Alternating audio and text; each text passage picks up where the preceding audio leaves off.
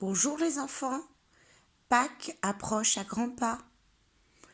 Je vais vous raconter l'histoire de Chocoline, la poule de chocolat qui cherchait le printemps.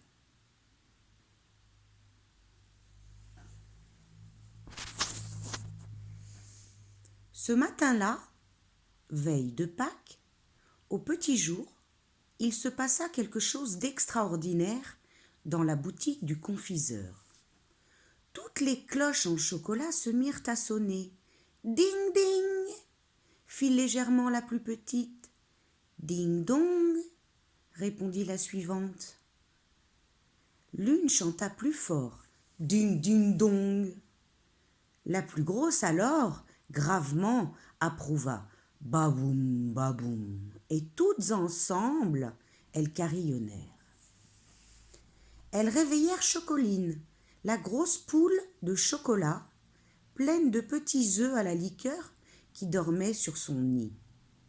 Elle voulut s'étirer, mais le grand nœud de ruban rouge qui l'enserrait l'obligea à rester tranquille.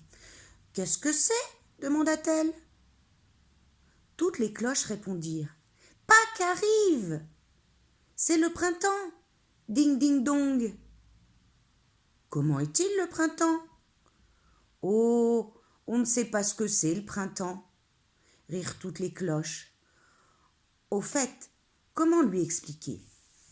L'une murmura.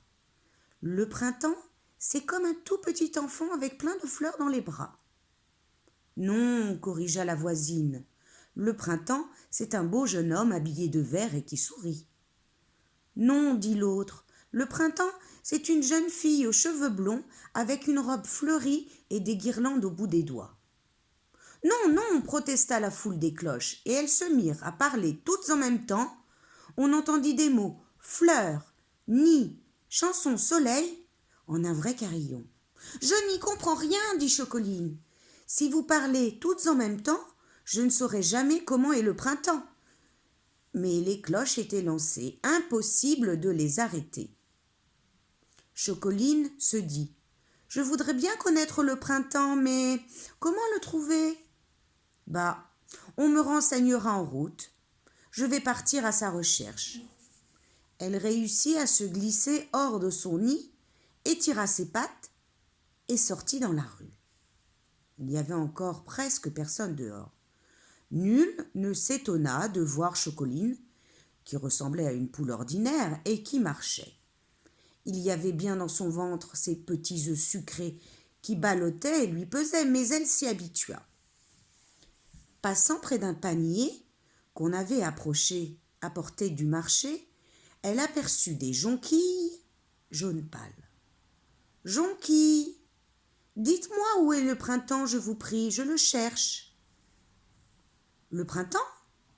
Mais c'est un peu nous, dirent-elles. » Chocoline crut qu'elle se moquait d'elle, et comme un chien arrivait vers elle, elle s'enfuit très vite.